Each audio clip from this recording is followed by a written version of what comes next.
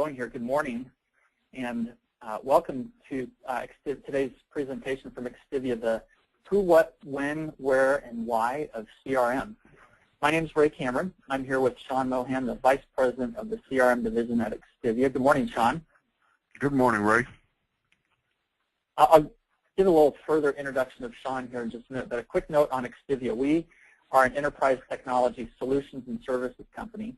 And in addition to our CRM services, we have three other practice areas. Those are database management and virtual DBA, and then our portal and application development practice area, and then business intelligence and data warehousing. A little bit about today's webinar. Sean will be presenting, and then we'll have some time for questions afterwards. And we'll be recording the webinar so that it's available to you and others in a few days on our website. That's xtivia.com. So that's our quick intro. I want to jump right into Sean's presentation, a quick introduction for him. Again, Sean's the Vice President of the CRM Division at XTIVIA. He has almost 20 years of experience with CRM and sales, and has managed more than 150 successful CRM implementation programs. He has intimate knowledge of 10 CRM systems, and those include Salesforce, Trigger CRM, SalesLogic, and Sage. And for the past 14 years prior to joining XTIVIA, Sean was the President of Strategic Sales Systems. So, Sean, with that, I'll turn it over to you. Thank you very much, Ray. Thanks, everyone, for attending today. I really appreciate your time. And know everyone is busy, so I even more so appreciate you taking the time out of your day. What we're going to try to do today is go over some, as the title said, what is CRM? Why would you do CRM? Why would you implement a CRM system? When would you know it's time to do that? And then what exactly, or what would that look like, that implementation look like? Many of you perhaps already have a CRM system and considering moving and switching CRM systems. Many of these same concepts will apply to you, and for those that don't have a CRM, certainly this should help you with a guideline of what is CRM and when you should look to do it. So let's just step back and talk a little bit about the history of CRM. CRM really became, in the early 80s with the advent of a product called ACT, and a fellow named Pat Sullivan invented ACT. And that was really a contact manager. It allowed you to keep track of your individual people and their company and information about that person and your notes and your schedule with them. In the mid-90s, then it transitioned to more of a Salesforce automation process where we brought in other type of more corporate users. In the late 90s, early 2000, it became much more of became more of a company-wide solution, and to finally today what it is a client life cycle management system. So as I mentioned, back in the early 80s, we tracked demographic information, notes, some schedule, and eventually we connected up the email systems. Back then we couldn't, and the tools that people were using that you might be familiar with were ACT, maybe Goldmine, Maximizer, and Telemagic. Of the first three tools, there's still thousands of users using ACT, Goldmine, and Maximizer. Telemagic has been out of the market for a while, and most of those systems are gone. Later in the 90s, we started bringing in other parts of the organization. We started bringing the sales in and truly managing opportunities, and we started seeing forecasts coming out of CRM systems. We saw some amount of marketing automation, very little though compared to what you might see today. And you started to see people look at how can I provide sales and the organization a view into my ERP system. And those integrations were still very one way and very simple in nature. Starting in the 2000s, late 90s and 2000s, we started seeing a whole bunch of new CRM systems pop up. Salesforce, Microsoft CRM, Siebel, Sugar CRM. These were all basically came out with the onset of people having access to the web, people doing things like cloud, and you started seeing CRM become more of an organization tool. We now were fully integrated with email systems. At that time, it became mostly Outlook, and you started, there were still some Lotus email systems up, but mostly Outlook. Gmail really was just coming on the site as far as integrating to that. You were seeing people managing marketing campaigns. That was a little bit new, so they were starting to track trade shows and mail campaigns, and those were actually starting to be done out of the CRM systems. You're starting to see people actually integrate into their websites for customer service via portals, and you were starting to see people having portals out there. Full integration, two-way integration to ERP was started to come around, and you actually started seeing some online catalog and configuration. That really brings us to where we are today. Today, your CRM systems have become the hub of your customer management, and from the beginning of it, someone going to your website and saying, I'm interested in a service or a product you offer, to all the way through they become a customer, through tracking them through when they order, their orders, their customer service, and their reorders, and the entire life cycle of a customer. So now you have tools that are being used. In the marketing automation, you see companies like HubSpot and Constant Contact, SwiftPage, Marketo, Sales Fusion are a few of the marketing automation tools out there, and there are others. These are just a few that that are most known in the market. And so people are truly integrating now to their website through these tools, and leads are moving from websites into CRM, and orders are actually coming to websites and moving straight into CRM. So you're starting to see new configuration tools. Some of those might be Smart Catalog, or Big Machines be a couple that we're well aware of that people are now using as they on their websites to allow customers to order ahead of time, or order and have that be a self-service. And you're also seeing with the portals, you're seeing people then do customer self-service. If there's an issue, they are entering the issue through their website, and that's going straight into CRM, and through integrations like marketing automation, responses are going right back out to them. And then one of the things we're seeing these days is that the information in CRM systems now has become mature, and people are really now want to take it to the next step and be able to get information out of CRM systems. And so you're starting to see BI tools oftentimes connected to the CRM systems, tools like Jaspersoft and TIPCO Spotfire and ClickView and Business Objects, where people are actually now connecting up BI tools so they can get better information. So the real changes we're seeing in the last few years in the CRM is that the website integration, the lead initiation, all of that going straight into the CRM, and the marketing automation has become very big in this industry. And the customer self-service on the back end, that people now are having portals where customers can order and they can put issue tracking in there. And so we're seeing that as much as just the sales piece of the CRM system. So people say, why CRM system? What is CRM systems? CRM helps businesses gain an insight into the behavior of their customers and prospects, and to be able to modify their business to fit those customers' needs in the best possible ways. So CRM allows you to see what your customers need, and allows you to adjust your business to meet those needs. So what are some reasons why you would do CRM? From a management standpoint, it would give you insight into sales activity. It would give you timely and accurate forecast. Oftentimes we hear managers, or that's one of the things they're missing most, is our forecasts never are accurate. It allows you to see very quickly what's going on with your customers through your notes and history, and through surveys you can see what customer satisfaction is. Through your ticketing systems you can see, you can identify recurring issues, and you can actually start to begin to understand whether a customer is profitable for your company or not.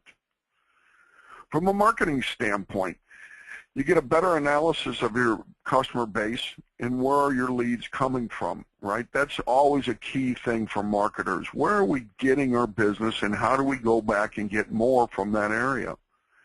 If a marketer's done a campaign, they now have the ability to manage whether that campaign was a success by customers and opportunities that are being closed.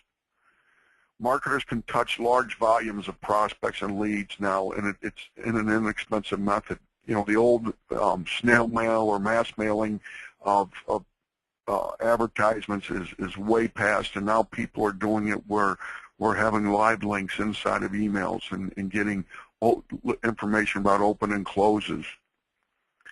And so with the closed loop, I can now see how successful was my activity. Was it the leads followed up on? Was the people in the campaign I'm doing of interest to my customers, and were they finding it enough that they were going to a call of action? From a sales standpoint, and this was really where CRM originally evolved from, was from the sales area. You're going to get reduced time of a lead to a contact. So people always talk about when someone hits your website, how quickly can your salespeople respond? And if that lead is automatically forwarded to a salesperson and that salesperson calls very quickly, the success rate is documented to go way up. You can get insight into the fulfillment process. So a salesperson is always on the phone trying to find out, did this order ship? Did that, you know, what was ordered? How many shipped? Things like that. And they're spending a lot of time calling into their manufacturing facility to find these answers. And now they have that available to them inside their CRM, and they get the answers at their fingertips. Oftentimes when a customer is either on the phone or they're perhaps in a customer's office, they can start looking at trends and say, you know, I notice this customer always buys this type of thing in, you know, in the May time frame or the summer time frame or fall, and they can start really looking at their trends through their ERP information and through their sales information or opportunities, and start doing a much better job of forecasting where things are going. Companies can now help sales and drive sales to alternative products. So you can have configurators out there that say, look, if you buy X, you ought to buy Y and Z. If you buy this, you're liable to buy that. Amazon's the greatest example of that, in the fact that they show people, if you like this book, here's some other books that you might have, or iTunes with their, if you like this, you know, music, you might also like this. So the ability to cross-sell and suggest alternatives is really enhancing the total dollar spend that you can get from a customer. Now you have a salesperson has much better insight into their competitive situations. Why are we winning certain deals? Why are we losing certain deals? And how can I avoid doing the things that are causing us to lose? And how can I focus on doing the things that are causing us to win deals? Another thing is to reduce disruption and sales turnover, and so there always will be sales turnover, and the ability to reduce the disruption that causes a customer through having a profile of the customer and history of things that have happened will make that transition a lot smoother. And finally, there's nothing worse for a salesperson than to walk into a customer and not know about a customer satisfaction issue. There's not, you know, they walk in and they're smiling, they're grinning, they're thinking things are going to be great, and the customer's disappointed either in a delivery or a response or a price or something. And so with the CRM, the salespeople have insight into that information. As I mentioned earlier, one of the areas we're really seeing an emphasis now is in customer service in CRM systems, and this is the post-sale items we're seeing. And from a customer service standpoint, a CRM can allow you to have insight into what product issues you have, the health of the customer. How is the customer, you know, doing well? And retaining customers is so critical these days. And so the idea of, is this customer healthy? Are they happy with us? And so that's a big issue for customer service. So some things that customer service needs to be able to do is make sure we have the right person addressing the issue so that we can assign the right skill set to the issue at hand. And we also need to make sure things are being followed up on. Nothing's worse than a situation where you think you've followed up on it and you find out the customer never heard back or didn't get the email or whatever. So you can get some accountability in your full circle in your customer service. Contract visibility is also very helpful for customer service to know when a contract is going to expire or when they should be following up. So that's why you would choose CRM. Those are some issues from sales, from management, from marketing, from customer service of why you would choose it. Now, when would you decide to do CRM? And if you have done CRM and you're not seeing the success, these are some questions you might look for. And so, if the managers are all complaining about how much does it take to get an accurate forecast and how quickly can I get those forecasts. So if they're saying it, I get a forecast, once a quarter and it's usually 6 weeks already late, that's not very, and if they're complaining about those issues, that's a good time to start thinking about either upgrading or implementing your CRM. Can management see the customer issues? Are they going along on thinking that everything's great and things aren't? And are we focusing on selling profitable business? That's important these days. None of us have enough time to be selling everything. We need to be selling business that is profitable to the organization. From a marketing standpoint, if the marketing people can't measure the success of a campaign, if you go to them and they say, how are your campaigns working out? And they say, you know what, we do them, we think they're working, we don't know for a fact, that would be a quick signal to me that maybe a CRM system is needed here. If you ask them, where are we getting our business from, and they can't answer those questions, that also would be a great signal. And then one that you hear marketing people all the time say is, hey, we're developing a whole bunch of leads, and we're not seeing the business out of them. What's happening to those leads? And I've seen this just recently with a company where they said they had quite a few leads, and salespeople were kind of dumbfounded when they heard that. So this is a great way for marketing to know what is happening with the leads. So when you go to sales, there's two people you need to talk to in the sales organization, two levels. Sales management has one set of issues, and sales people have a different set of issues, and they're very different. So when I said earlier, why would I showed you some of the reasons why sales would choose a CRM. When I go into companies, I try to talk both to the sales management to figure out what it is their issues are, but also spend some time with the salespeople. So the first thing I want to know, a sales manager wants to know is what's their activity level of their sales force? Are they out there making calls? Are they, what kind of calls are they doing?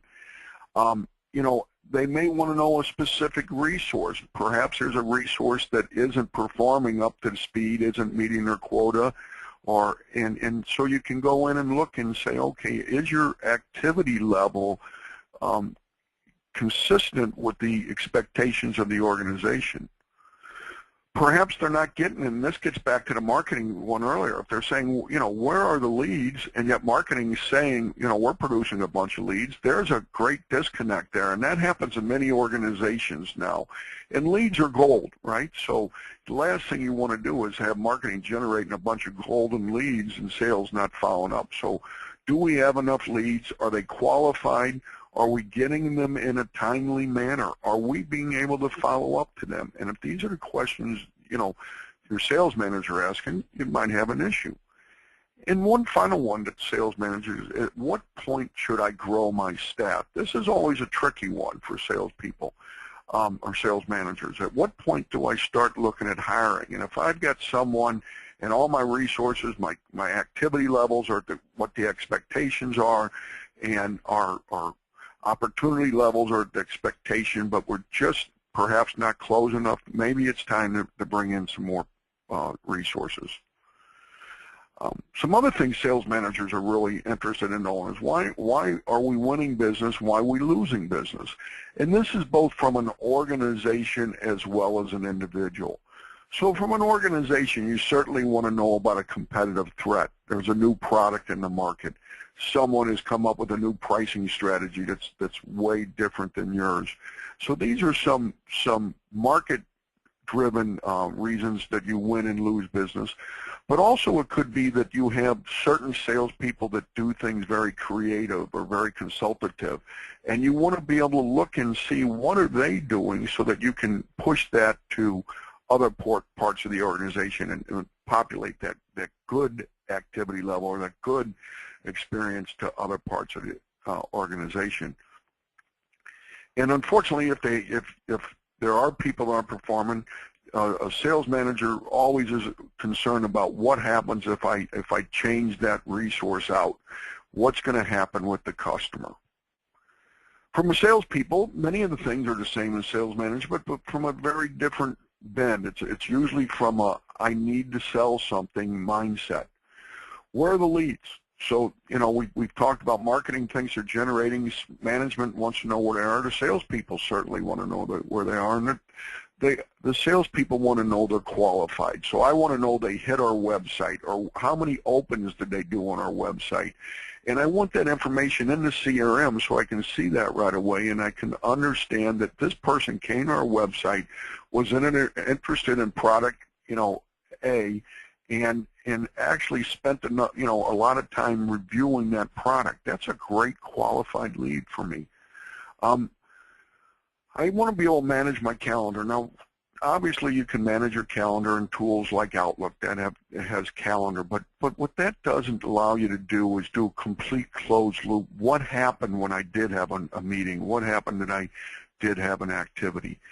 Now, with the advent of smartphones and tablets and the ability to manage your activities in the field, in the car, in the meeting, in the lobby, wherever, has made this area of much more critical area for all CRM systems. From a sales standpoint, when I'm out calling on a customer, what I want to know is there other people in the area? If I'm traveling to Chicago, I want to know who else in the area might I call so I can make my day full and get as much out of it as I want to. Are there people up there that, you know, I want to know about open orders. I want to know who's got orders about to be delivered so I can talk to them. What is shipped? What is due to ship so I can talk to the customer about it? What's the history of a particular customer? So I have had throughout my career where customers have called up and said, did this ship? What did I buy back in 2000 and X, whatever, or 1990, unfortunately? What were the product I bought? What did I pay for it? And how many did I buy? And is it time to reorder again? And having all that available to the salesperson really allows them to focus and really be consultative to the customer. I want to know if my customer's trending up or down, right? If I'm not keeping my eye on the ball, I want something to warn me, hey, this customer has bought 10 and now they're buying 5, and why is that? What's going on there? And as I mentioned, if I'm a salesperson, the last thing I want to do is walk in, and so if I have a story about I walked into a customer and I got clobbered because of a customer service issue, that's a real good time to start talking about a CRM. One other area that I want to make sure I talk a little bit about is forecasting. Sales needs to provide timely forecasts, but the salespeople hate spending their Friday afternoons, their Saturday mornings, perhaps their Sunday evenings, their free time doing forecasts. Forecasts should come out of the CRM system. It should be a factor of your opportunities, your activity levels, and your previous order levels. Those things should make up what your forecast is. And if a salesperson is spending a lot of time each week developing A, a weekly report, or B, spending a lot of time on a forecast, then you probably should look at doing either changing or reevaluating your CRM, or implementing your CRM. It's funny, when I go talk to a lot of customers, I always ask them about how do you do forecasting, and it really is remarkable how many of them say we really don't forecast. And then we talk for a few minutes, and they explain, well, each week I send a spreadsheet with all of the information in about all the deals I'm working on. And I'm like, well, that's a forecast, but they don't have a formal forecasting process. So all of this takes a lot of time for the salesperson and takes their time out of selling. So it really is important that we have a CRM in place for sales. What are some things customer service you should look for with customer service? Are issues remaining open too long? Are we seeing issues that are open for months on end and not being closed? And so a customer's reported a problem and we haven't solved that problem. Are we responding in a timely fashion? If customers are going to our website and entering a problem, is someone calling them back that day, that hour, that whatever? And if it's not happening, is it getting elevated and escalated to management? The last thing you want is a service issue to be reported by a customer through whatever means, email, website, portal, phone, and to have that reported and then no one does anything with it, and the customer thinks that it's falling on deaf ears. So the ability, if you're seeing that customer service people are saying customers are complaining about things falling through the crack, great time to think about putting the CRM system in place. The other thing, just like sales, you can start tracking what service agents are more effective at doing their job and why. And you can also look from an organization at how long does it take me to resolve issues. And if it takes days and weeks to resolve issues that should be resolved in hours or a day, then you probably need to look at your processes and figure out what you can do from that. Another thing from a customer service standpoint is, does a customer have a contract? If they're calling in and they're asking for help, I need to know right away whether or not they have a contract. If I start helping them and I find out they don't have a contract, they're going to be very disappointed if I have to bill them for that effort. If I tell them I don't know if you have a contract, I got to go find that out, they're going to be disappointed because they've got an issue and they need it fixed right away. So from a customer service, the history of a contract and the history of the customer is excellent to have. So those are kind of when you should look at putting on either upgrading, changing, or reinvigorating your CRM system, or putting one in place. Now, before I get into implementing a CRM, let's just talk a little bit about it. And I don't have a slide on this, but if you have a CRM system in place, and any of or many of those bullet points that I mentioned struck home, you probably should look at your CRM system. What we see oftentimes is that people implement a CRM system. The first year it does wonderful and it does very well, but then it slowly and surely falls off. It's sometimes due to a lack of ongoing training. It's due to a change in an ERP system that's no longer integrated. It's due to a website change and the leads aren't falling. And there's a lot of different ways where it can be due to attrition of the salespeople and the new salespeople, the new sales management not being bought into it.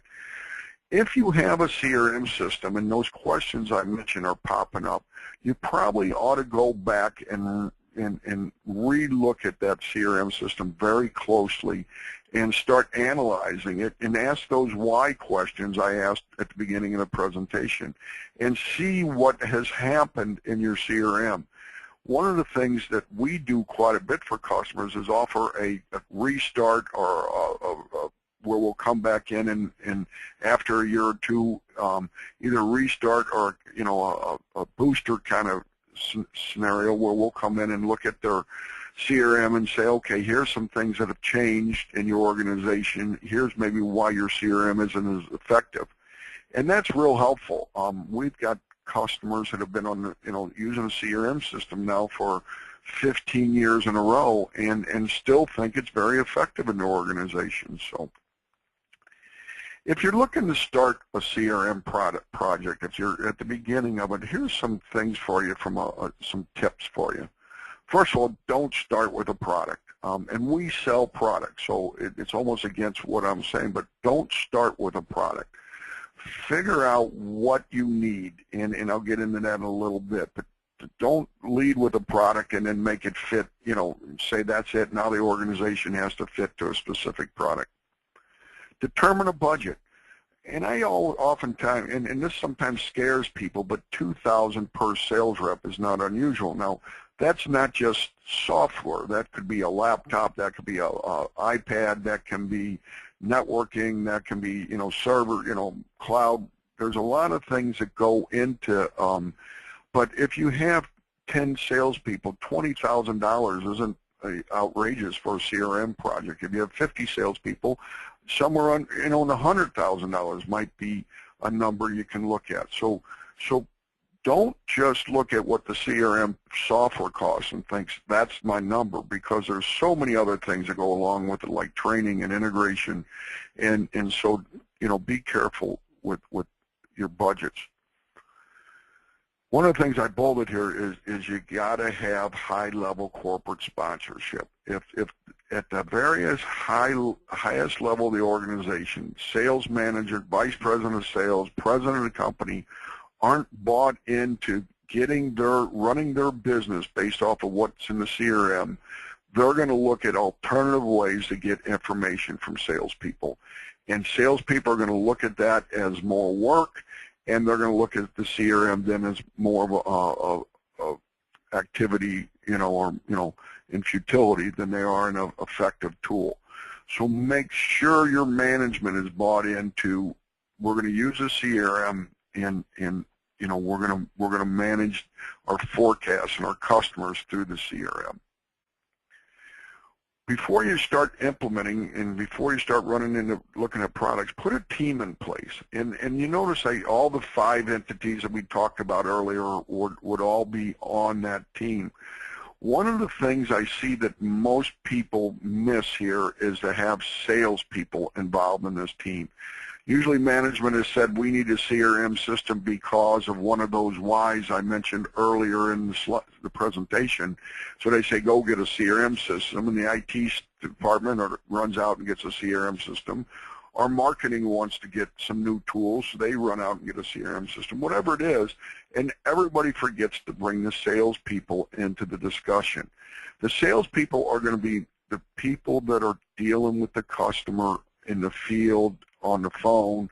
They're going to be the people that are going to need to be using the CRM system the most. They're going to be the heaviest users of it. And if they get a system that doesn't have any value for them, they're going to be very reluctant to use it. So people always ask me, what are some success factors? And it's important to have, it's a must to have corporate sponsorship, but then you also have to have that linkage all the way down to the salespeople, and make sure you offer something for the salespeople. Try to give them 2 or 3 things that will make them happy to use the system. Do away with the weekly or monthly forecast. Do away with the weekly or monthly reports. Provide them order information so they're not on the phone checking with customer service. So these are some things I look. When you get into your project, first of all, set some goals. What do we want this system to do? Don't set the goal that it's got to be, do everything. We want it to, make our salespeople more effective, and we want to be, quicker to respond to leads. We want to, do a better job of customer service. What are the goals you want of this project so that later on we want to come back and measure that? If there are IT issues, critical IT issues, you need to know about that. Sometimes this is security. Sometimes this is timing that there's, they just don't have a resource to get into that. Sometimes it's just the architecture of what you're trying to put in place. So make sure that you've identified up front any IT issues that might inhibit your implementation. The next piece is please don't try to do everything on the first phase. If you try to do everything, you're going to underwhelm everyone with your success, right? So pick some areas. Focus, like I said, maybe on the sales piece first. Focus maybe on getting them a solution that they're comfortable using, that works the way they do. It's a mobile-driven solution. It's easy to use, it's effective, and it provides them information and allows them to minimize their amount of reporting. Figure something out. Maybe it's marketing. Maybe you just want to focus on the lead to prospect kind of scenario part of it. So focus on the website and how people go to it and get in there. Maybe it's a customer service piece, and you just want to look at why are we not performing to the expectations of our customers and our organization. So pick some pieces that you want to focus on. And then one of the things I mentioned earlier is if you determine your goal, now develop measurements. How are we going to determine if this is successful?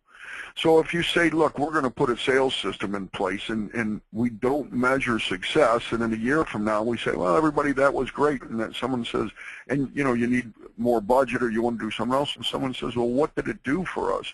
You need to have some measurements that you're going to measure it. If you are using it for salespeople, make sure you're measuring some things that will make them happy to use the system. So like I said, are you measuring how timely they get order information? Are you measuring how easy it is for them to get literature about your product? Are you measuring for them, how easy it is to manage their schedule or their forecast? And then I put this in here like a whole bunch of times, but then train everyone to use it. One of the things we see is that people typically put a CRM system in place, do a half a day of training or no training, and then they go off and they expect people to understand it and that it's intuitive.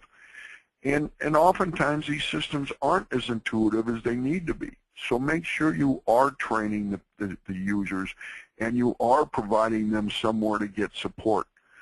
Never forget the salespeople are typically not in an office, and they're oftentimes working in hours when there is no one available to them, to ask questions for. So make sure they have some way of getting some help when they need help, and that's oftentimes off hours. Remember that salespeople don't sit next to somebody, so they can't lean over to someone else's desk and say, hey, how did you do that? How did you create that? How did you, put that opportunity in? They've got to figure this out on their own, so it's important you train. And then when you get done training, do it again, right? So one of the things we tell customers all the time is you do initial training, and then I typically suggest that 3 months, maybe down the road, you do another couple hours of training. Maybe at another sales meeting, you have a couple hours set aside for training. And then throughout the year, do some lunch and learns. Small hour training sessions where you train on entering an opportunity, maybe entering an account, maybe creating a letter, maybe, just some small little tidbits that they might go, yeah, I've wondered how to do that. I wish I could do that better, so they can learn that. So continue to train and provide provide support for your users. Now, what can XTIVIA do for you? We can help you when you're trying to figure out the why and the what of CRM. We can help you with that business process and try to decide where CRM will fit for you, what's the most effective use of it. We can put an implementation plan in place for you that will help you with making sure you don't try to do too much at once, making sure you are choosing pieces that are very useful for your stakeholders. We can customize it and configure it. Everyone sometimes overlooks this area, is that you need to configure security to fit your organization. You need to customize it so it looks and feels like your organization. All the CRM systems have pretty much the same labels on things. You might want to change some of that to fit your organization, or titles or things like that, your drop downs. All of those we can help you with.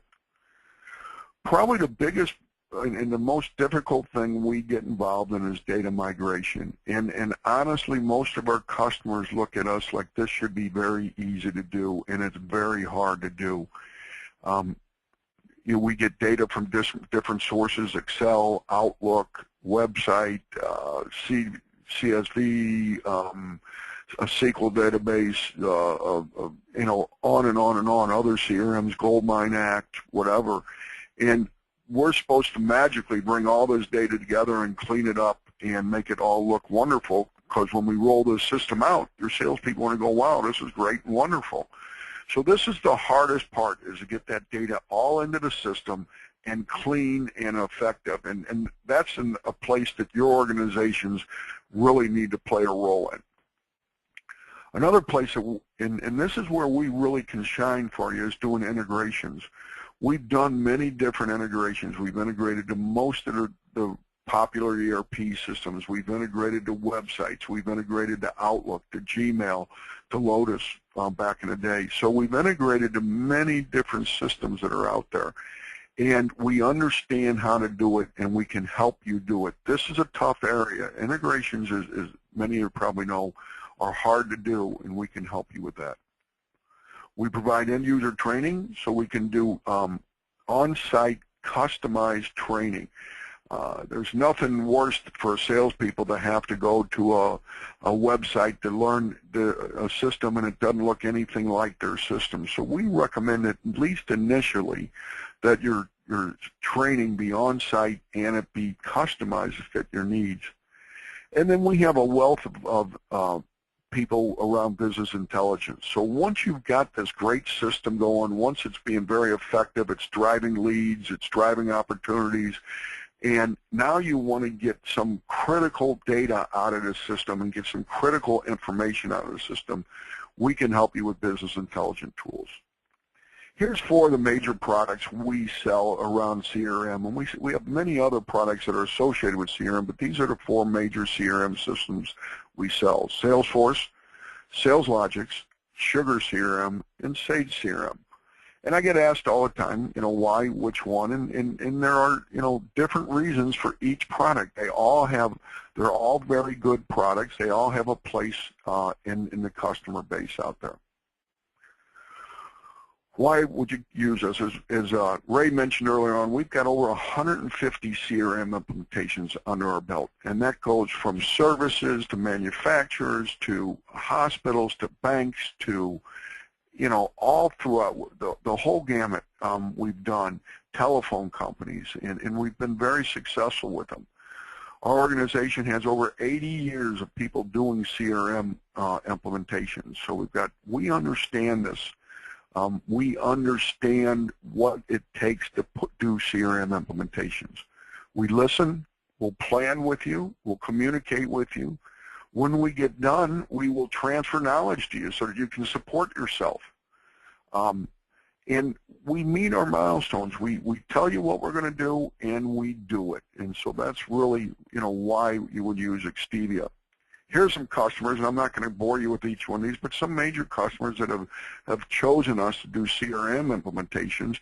And as I look at this list, I can look at probably over 8 of these have been over 10 years on their CRM system and been very successful. And a couple of them, as I look at here, have actually won Gartner Awards for their CRM implementation.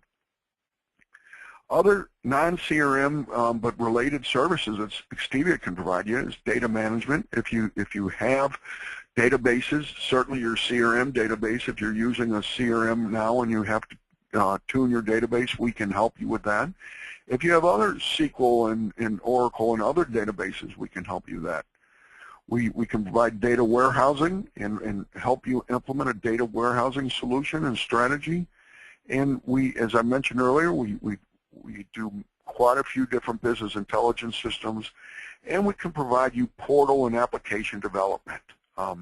If you're looking at your website and looking at the whole gamut of website, CRM, customer service, we have solutions we can provide you in each of those areas. So that's quite a bit. I've talked quite a bit. So now I'm going to take a minute, and Ray, I'll let you, and I've seen a couple of things flash up, but if there's some questions that people have asked. Yeah, this is great. I actually have some of my own, but I'll take others first. We have several questions. There's a couple about cloud use of the cloud, and I'll read this one directly because I think it covers both of them. Where do you find the market is trending in regards to cloud versus on-premise deployments, and when would you recommend each option? Yeah, great question. So I would say the market is definitely trending towards cloud, and Salesforce.com has driven this market towards cloud, and they made it back in the day, and they continue to drive people there, and now almost every major service provider out there has a cloud solution. So we're seeing the cloud as being a major impetus for CRM solutions.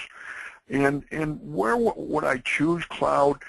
Certainly if my IT staff is either not appropriate or is busy, or I don't have an IT staff, a cloud solution is a great one for you, in that you can you can get services that are up and running right away without any effort level. Cloud solutions are great for people who are looking to have services that are worldwide, where they want to have cloud implement or infrastructure in other countries besides just in North America or the U.S. Some places where we probably wouldn't recommend cloud is where you're going to do some heavy-duty integration work. If you've got an application on site that's inside your firewall that you want the CRM integrated to, we might look at an on-premise solution more so than a cloud, or consider both alternatives there. And then the final place that comes up very large in the discussion around cloud is security. There are some organizations that just do not want their data in the cloud. But even that is really changing with, some of the cloud infrastructures out there now are very, very secure. So we're seeing the security item not be as significant, but it is still an issue that sometimes drives people to do in-house. Great. What about startups or small companies? And I guess a startup could be a small or large startup. How might CRM implementations be different for the smaller startup company than a large company? Well, so there's a few things that are different. Obviously, with a small company, training can be easier to do in the fact that you can train everybody maybe at a sales meeting, maybe at some sort of single event kind of thing, whereas if you have a very large organization, training gets very dicey in the fact that if you want to do a big bang implementation, trying to train everybody at one time can be very challenging with a large organization. Smaller organizations, they're usually using tighter budgets, so they're going to wind up with a CRM that's more generic than customized. Though if you do just some minor customizations, sometimes that can overcome that. But they're not going to have typically the budgets to do the great customizations. And then integrations also. Sometimes integrations can get expensive, so small organizations at first don't do integrations, and so you'll see them just come out with a CRM. So it's not a negative to do that, is just to do the CRM first, and then as you're successful there, maybe a small organization bites off other pieces of it later on. The cloud implementation typically works better for a small organization also, in that they're not going to have the resources in their IT staff to do a CRM implementation, so they use the cloud to get themselves up quicker and get access to resources faster. We have a question on kind of time frame. How long does a typical CRM implementation take? Well, this is a tough question. I get this almost every time we talk to someone about CRM, and the answer is there really is no typical. However, people still want to know well, kind of give me an idea anyway. So what I tell people oftentimes is don't be oversold that we can have you up and running in a week or two. Sure, you can have the system turned on. Sure, you can have the users probably in there, but there really is so much more to an implementation. You really want to make sure that A, the system fits your needs, B, that you've appropriately and really thought through your data migration and done a great job around that. And then C, as I mentioned, you want to train. So what I tell people is that it's going to be anywhere, depending on the size of implementation, from 30 to 90 days. And don't feel 90 is a bad number. I mean, plan accordingly. But, you got to get salespeople to get available to train. You've got to get your data migrated. You got to get IT. And there's a lot of work to do here. So don't get sold with the idea that we can have you up next week. Everyone could have you up in next week, but I would almost promise you're going to get a CRM implementation that will not be successful in the long run. Mm-hmm. Right. Well, good. I think that covers our questions, and maybe we'll give one more invitation if anybody else has any questions here. And otherwise, we could jump to this last slide, let people know how to get a hold of us. And we still do have a few minutes, so as we're going through this, if anybody wants to jump in with another question, feel free. But there's been a lot of information covered today, and Sean, thank you for this. I think it's a great overview, and I think a great way for people to, ask these basic questions for them, and also, think a little deeper about where they're at, and definitely, I would think has spurred up some more personal questions in addition to the ones that have been asked directly. So if that's the case, someone on our team would be glad to talk to you further. And you can reach us through email at info@xtivia.com. You're also welcome to call us. The number up here, 888-685-3101, and there's an extension 2 to dial to get through. You can also go to our website.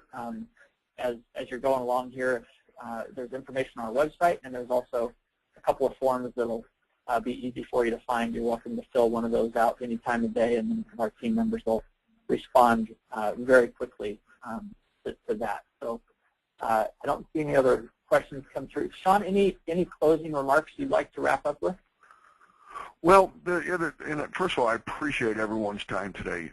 Like I said, as I started, I know everybody's busy, so I really do appreciate it. If there's anything I can tell you is don't run into this head first, pick a product, and let's turn it on. Take your time and plan. Make sure you understand why you're doing it. Make sure you've got management buy-in, and that you put a plan in place, and then train and support your users. So that's what I got. Yep, great summary of a lot of information. So Sean, thank you, and I want to add my thanks to our attendees. It's a privilege for us to do this, and an honor to have you join us. So thank you, and we hope to have you back for another presentation soon. Thank you.